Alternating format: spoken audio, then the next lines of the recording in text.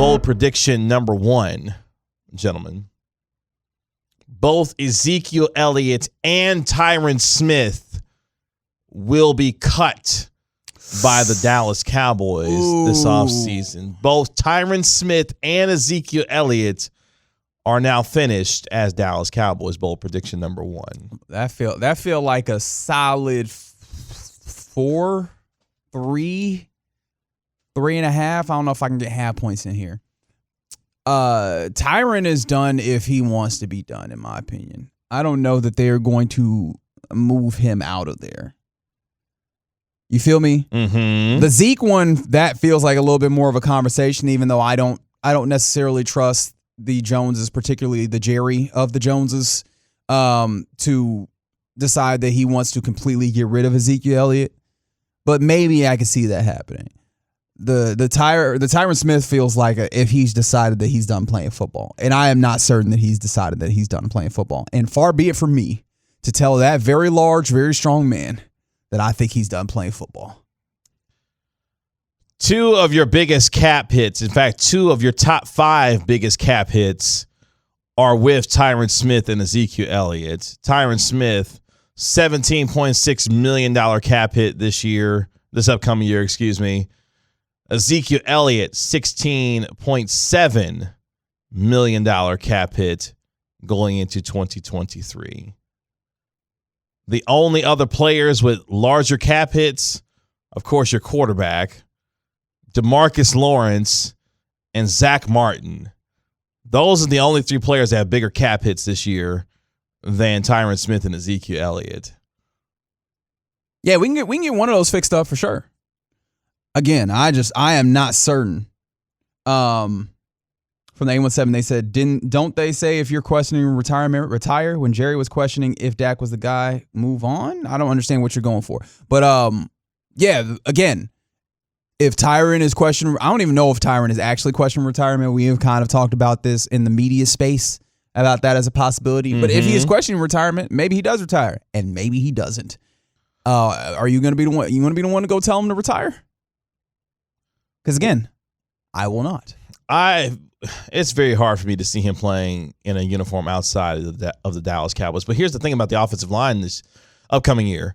If you believe that Tyler Smith is your left tackle of the future, that needs to begin now. And you need to continue his development there. Yeah, probably. But they've also seen him be pretty good in guard. And so if Tyron Smith decides to come back, I think that they just to make the decision that you are set on starting guard, having Tyler Smith play there. Is that optimal? No. You want Tyler Smith playing tackle. I mean, he's your tackle of the future. He handled his own. He held his own. So, yeah, you would want him to continue to progress. But I think this team is in a place where Tyron Smith is, if he wants to be here, he'll be here. And so I think the decision is all in his court. From the 940, Terrence Steele is a free agent. Yes, he's a restricted free agent, though. So they'll make sure that he is back. I'm going to say that neither one of them get cut. Oh, wow. So you're just keeping those cap hits, or I guess you were trying to renegotiate the cap hit for Ezekiel Elliott. I think you're restructuring Tyron Smith's contract, and you're reducing Ezekiel Elliott's salary.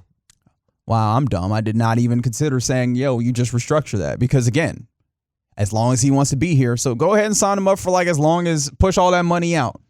I mean, you're trying to free up cap space, but again, Jerry loves his guys, and I would be hard-pressed to see both of them moving on. Now, Ezekiel Elliott, of the 2 to be cut, I would say Ezekiel Elliott of the 2 to be cut because of what you have to make a decision with when it comes to Tony Pollard this upcoming season.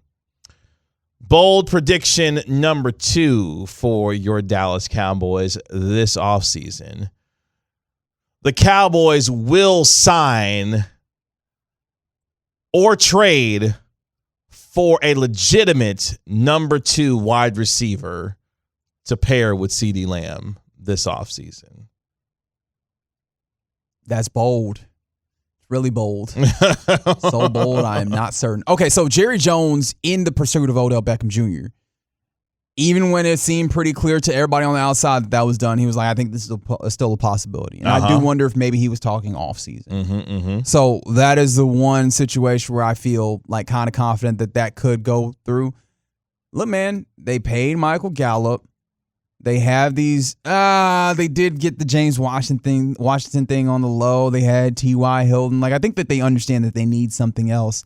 I just wonder if they're going to go back to the draft and try and answer it there. By the way, Michael Gallup's cap hit this year, 6th highest on the team.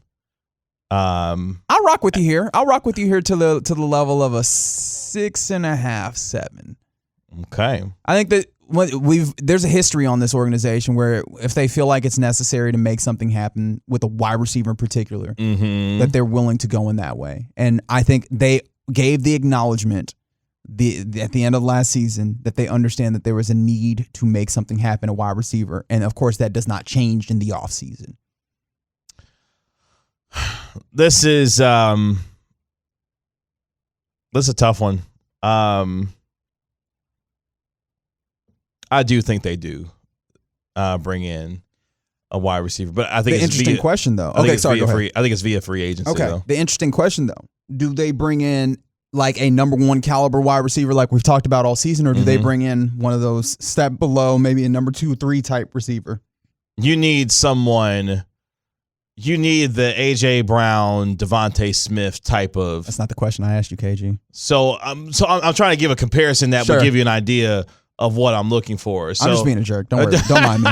So yeah, I need a number 1 type wide receiver. So yes, an Odell Beckham Jr., someone that threatens defense, is someone that you have to account for, even if that means you go and trade for a DeAndre Hopkins and utilize the 26th overall pick. Because, and Broadus made the point, and it's a terrific one, there is no better receiver there isn't a better receiver in this draft class than what you have if you were to go get DeAndre Hopkins.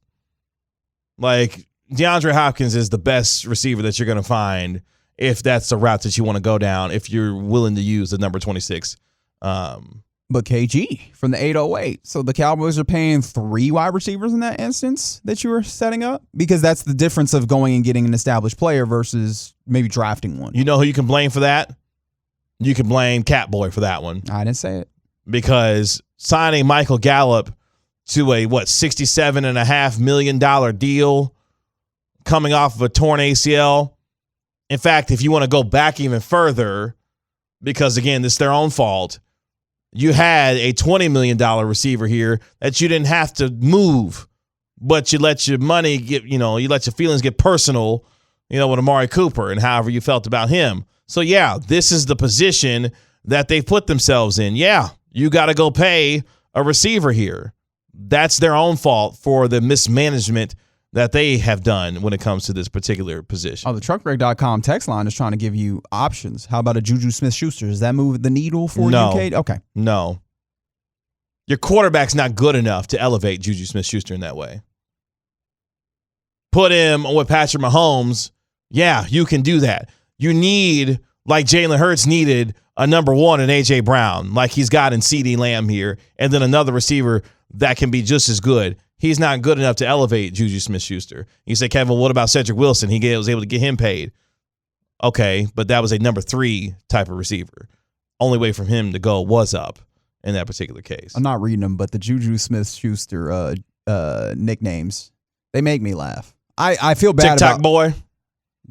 Yes, in addition to other ones. I feel bad about laughing, but I haven't stopped laughing. I haven't stopped laughing because it's hilarious. Okay. Because no matter how much Juju Smith-Schuster redeemed himself this year, never forget that clown. Oh, wow. You called him a clown. Chose in one offseason, behind door number 1 was Patrick Mahomes. Behind door number 2 was Lamar Jackson. Behind door number 3 was Ben Roethlisberger. Guess what door Juju Smith-Schuster chose that one year? Number 3, Large Benjamin. Yeah. Okay. Yeah. And that noodle arm of his on his way out the door. All right. It is what it is.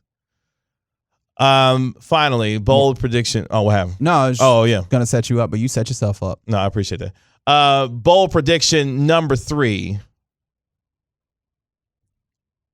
Jaron Kearse, Leighton Vander Esch, Yes. Donovan Wilson, Mm-hmm. all back.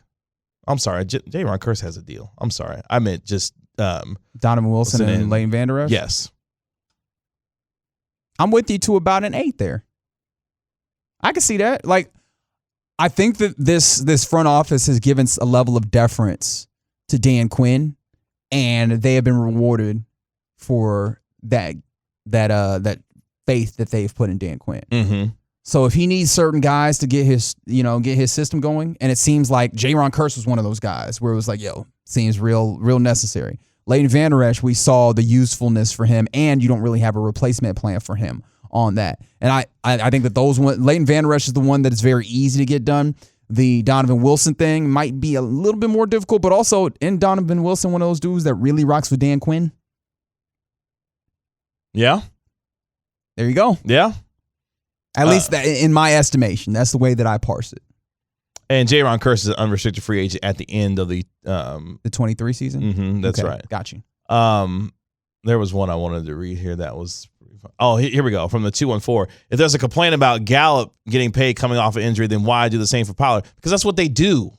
I'm not saying that they should necessarily, but this is what this organization has proven to do. Yeah, I think that I really imagine that the listeners of the station, and we appreciate all of you, would understand our balancing act here. Like, we have to try and talk about the things that we feel is rational and works, while also understanding some of the MOs and ways of operation. The tendencies of this organization, so yes. Sometimes we try and balance those things, and maybe we need to be more clear when we're talking about, okay, we kind of understand what this is going to be regardless of how we feel versus this is kind of how we feel this should go. But yeah, no, sometimes it's just, we know what it is with them. Finally, on our Cowboys Bowl predictions here, Trevon Diggs and CeeDee Lamb both get the next deal? Get contract extensions this offseason. That one feels a little hurt. Yeah, no. Give me like a 2 on. I'll give it 3 on this one.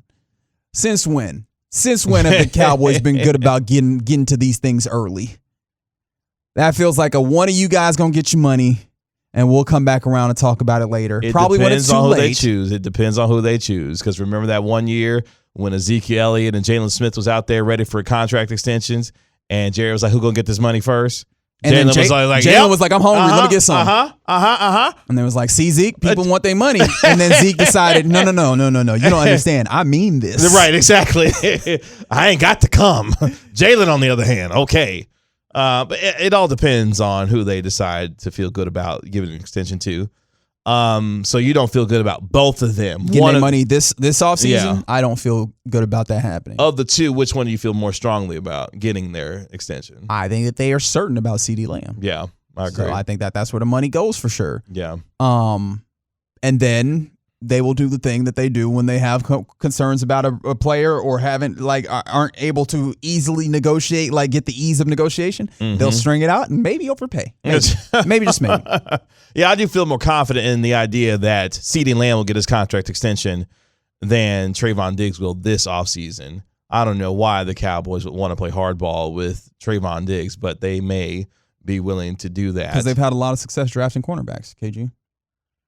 But here's the thing. Guess what they don't do? They don't keep them. Because as much as Byron Jones didn't intercept the football, he was still a terrific corner. Now, maybe you didn't want to pay him the kind of money that he ultimately got from Miami, and in some ways they've been proven right. But the one dude that you wanted to have, like, intercept the football and see how loud he is right now? And actually does it, and then you want to play hardball with that dude? Come on, man. Like, ultimately, what are we doing here? And I don't want to hear your complaints about he don't tackle. He make business decisions. Guess what I don't pay my corners to do all that often? Tackle. And Trevon Diggs has shown enough of a willingness to tackle in football games. I pay my corners to intercept the football and cover people. Trevon Diggs is really good at that. Pay him and quit playing with me.